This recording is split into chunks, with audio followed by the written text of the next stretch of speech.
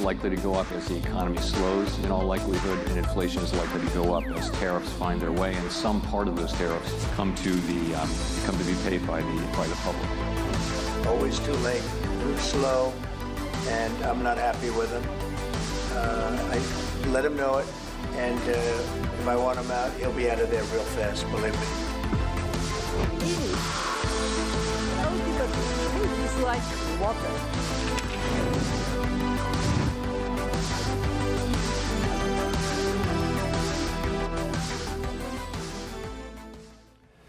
매일 아침 경제 소식을 빠르고 친절하게 전달해 드리는 시간입니다. 스타트 경제, 오늘은 주원 현대경제연구원 실장과 함께하겠습니다. 어서 오십시오, 실장님. 네, 안녕하십니까. 예.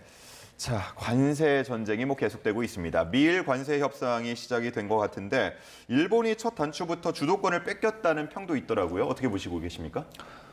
지금 이제 일본에서 미국으로 넘어간 사람들은 장관급이거든요. 장관급인데 한 며칠 전만 해도 트럼프가 그 회담에 참석하겠다 이랬는데 실제로 참석하지는 않았고 그 아카자와 경제재생 담당상 장관과 한 1시간 정도 면담을 했는데 면담에서 특별히 트럼프가 뭔가를 압박하거나 이런 건 없었는데 그 부분으로 해서 트럼프가 SNS에 이런 얘기를 했거든요. 방위비 문제를 언급을 했어요. 예. 지금 일본에서 미국으로 넘어간 그 협상 담당한 사람들 중에 일본 방위성 사람은 없습니다. 그러니까 한 방 맞은 거죠. 예, 그러니까 지금 일본 방위비가 GDP에서 차지하는 비중이 한 1.3%? 일본 정부가 한 2%까지 올려야 된다 이랬는데 트럼프가 최근에 한 3%까지 또 얘기를 했는데 이거는 일본 입장에 상당히 좀 곤혹스럽죠. 그래서 어떤 주도권을 좀 뺏기는 모양새인데 일본에선 그나마 안도하는 게 이제 환율 문제는 조금 미국 쪽에서 좀 얘기를 좀 안 하는 거 자제를 하는 것 같아요. 그래서 그런 부분이 있긴 한데 아무튼 주도권은 미국으로 넘어간 건 맞는 것 같습니다. 네, 트럼프는 일본과 멕시코와 또 생산적인 소통을 했다 이렇게 입장을 밝히고 있는데 이건 트럼프의 입장일 뿐이고요. 중국과도 무역협정 맺겠다 또 이런 입장을 밝혔거든요. 근데 얼마 전에 또 245%라는 정말 와닿지도 않는 숫자를 얘기하지 않았습니까? 성과가 뭘까요? 트럼프가 초반에 중국에 대해서 관세를 할 때는 이제 펜타닐, 그래서 10 플러스 10을 20%부터 시작을 했는데 그게 125%, 그다음에 245% 넘어갔거든요. 근데 중국에 대해서 관세를 245%로 때리는 이유는 트럼프가 이제 취임하자마자 그런 얘기를 했거든요. 멕시코, 캐나다 정상들하고 이제 통화도 했고 아마 이제 시진핑 주석이 곧 자기한테 전화를 걸어올 거다. 근데 전화가 없었죠. 네. 예, 그러니까 일종의 짝사랑인 거죠. 내가 어젯밤에 전화했는데 왜 전화를 안 받니? 전화 한 통화 없고. 네. 그러니까 계속 이제 트럼프가 열을 올리는 것 같고 네. 중국의 입장에서는 미국과 관세 전쟁에서 물러설 그런 의도가 전혀 없는 것 같아요. 네. 예. 그러니까 갈 때까지 가보자. 어차피 100%나 200%나 300%나 1000%나 중국 물건이 미국에서 안 팔리는 건 똑같다.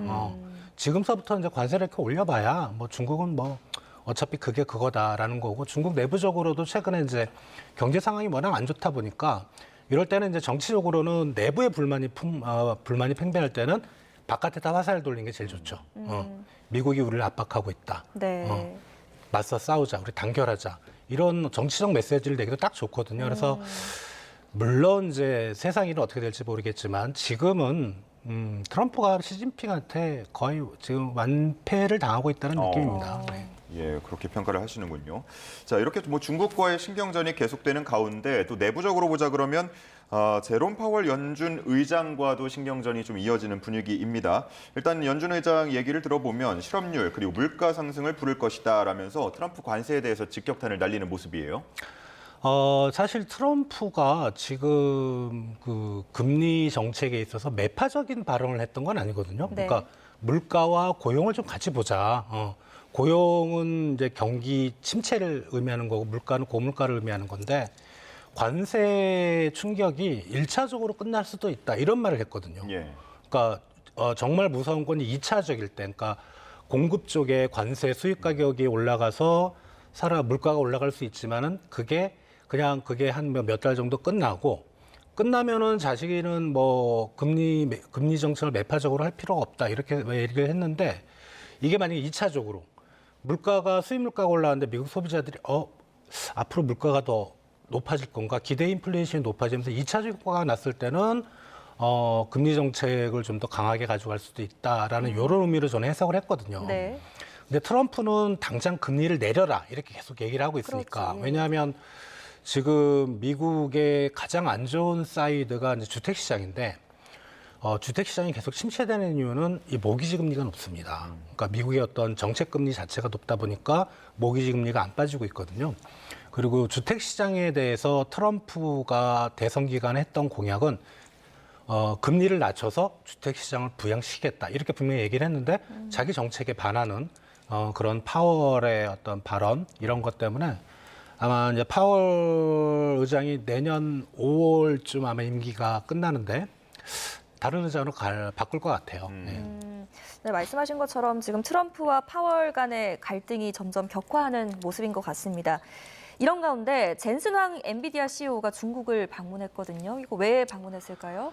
엔비디아는 이제 AI 반도체를 만들어서 이제 파는 그런 기업인 걸 다들 아실 텐데 이게 이제 지난 바이든 행정부 때부터 AI 반도체 어떤 고사양 AI 반도체는 중국에 대한 수출을 규제를 했었습니다. 네.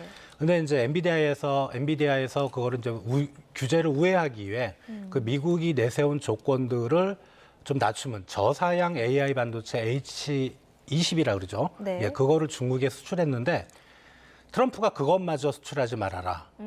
그렇게 이제 한 거죠. 그래서 어떻게 보면은 엔비디아 입장에서는 중국 내수 시장 규모가 워낙 크고 중국과 좋은 관계를 해야 되기 때문에 아마 중국을 방문했긴 했지만 사실 이제 트럼프가 그런 식으로 규제를 하면 이제 AI 반도체는 중국으로 가기 어려운 거죠. 저사양 반도체라고 하더라도. 예, 그런 것 같습니다. 그런데 젠슨 황이 이제 중국 쪽에 얘기할 때는 중국 시장에 대한 서비스 결코 멈추지 않겠다 이런 발언도 했는데 이거는 뭐 트럼프와 각을 세운다라고 해석을 해도 되는 겁니까?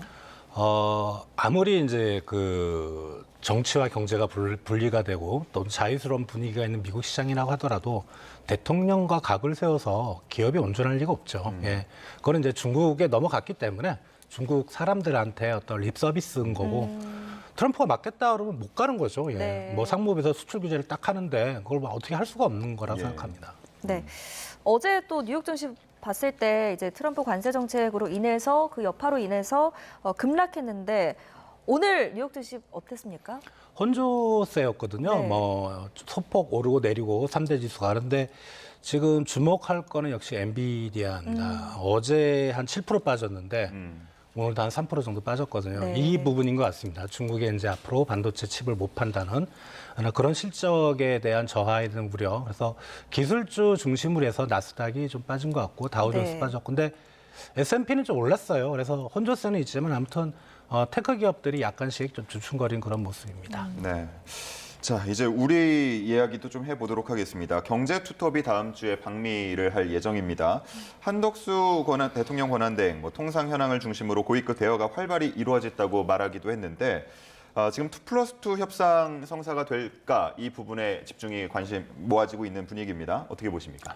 우리 이제 기재부 장관하고 산업부 장관하고 이제 투고 그쪽에 이제 베센트 재무장관하고 또 이제 이렇게 상무부 장관 이런 식으로 해서 2+2인데 가능은 한 것 같아요. 그리고 다만 이제 이게 좀 두 달 후에는 또 이제 정권이 새로운 정부가 좀 들어서잖아요. 이제 그러면 어떻게 될지 모르기 때문에 아마 그 협의의 내용은 좀 큰 틀에서 구체적으로 여기서 뭐 결정을 해버리면 다음 정부에서 상당히 좀 곤혹스러울 수가 있거든요. 큰 틀에서 얘기하고 그리고 이제 우리가 좀 민감한 부분이 있습니다. 우리도 역시 방위비가 좀 걸리거든요. 그래서 그런 부분은 뭐 논의해서 좀 뺀다든가 뭐 이런 식의 뭐 구체적인 내용까지는 제가 알 수 없겠지만 좀 큰 틀에서 다음 정부가 좀 운신의 폭을 넓힐 수 있는 그런 방향으로 아마 협상에 임하지 않을까 생각이 됩니다. 민감한 현안에 대해서는 좀 유예를 할 것이고 그럼 알래스카 LNG 같은 얘기도 나오게 될까요? 지금 이제 LNG는 사실 우리가 미국에서 많이 수입을 했거든요. 이게 원래는 트럼프 1기 2017년 이전만 해도 거의 수입을 안 했는데 그때부터 바이든 행정부 때까지 막 늘었습니다. 저희 비중이 한 제 기억으로는 10%, 20% 정도 차지하고 있거든요. LNG가. 그런데 이제 그게 알래스카 LNG가 아니고요. 멕시코만에서 오는 LNG입니다.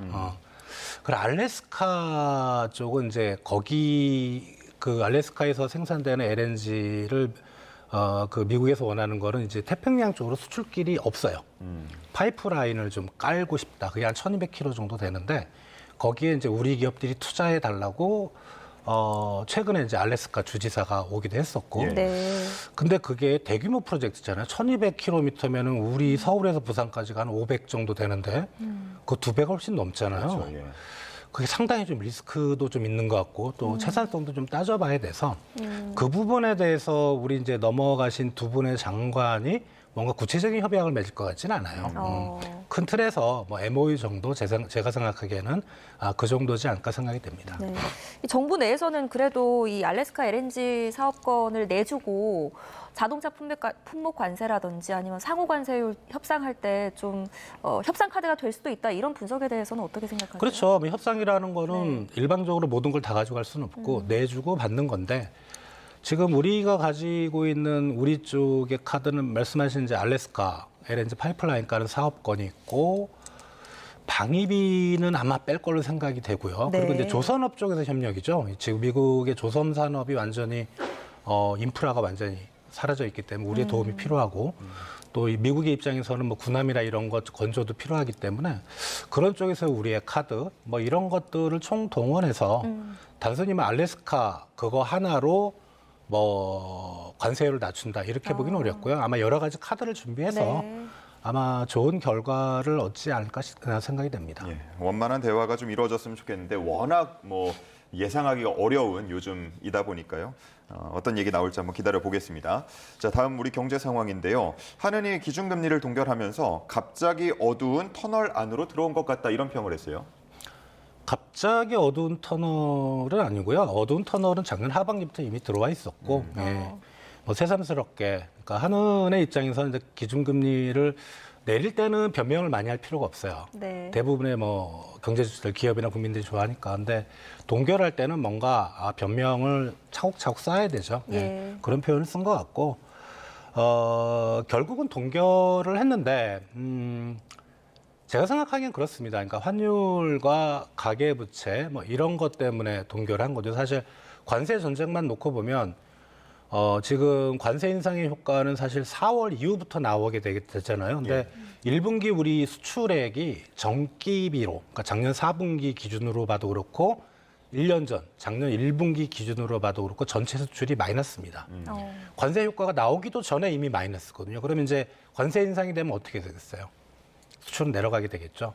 지금 내수는 이미 엉망이고 유일하게 성장을 받쳐주는 엔진이 수출마저 앞으로 떨어진다면 우리나라 경제 성장률은 급락하게 됩니다. 예. 경기 침체가 이루어질 수밖에 없고 이미 작년 2분기부터 우리나라 성장률은 마이너스가 나왔거든요. 그렇다면 이번에는 동결보다는 일부 이제 금통위원 분 중에 소수 의견이 금리를 인하하자는 의견도 있었는데 저도 인하를 하는 게 맞지 않았나.